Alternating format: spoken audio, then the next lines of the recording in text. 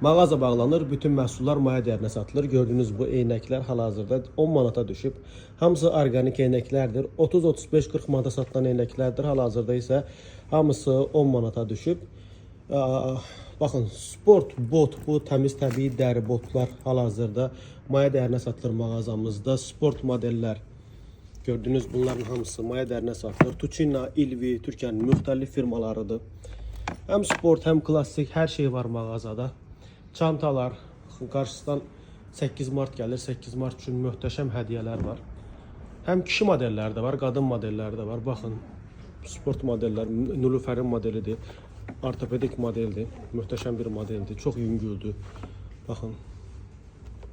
Türkiyə istehsalıdır hamısı. İlvinin modelidir. Nilüferdir. Kişi modelləri də hal-hazırda endirimdədir. Gördüyünüz bu modellərin hər biri endirimdədir. 35 manatdan başlayır. Hamısı təmiz təbii dəri Türkiyə istehsalı ayaqqabılardır. Və burada klassik modellərimiz var.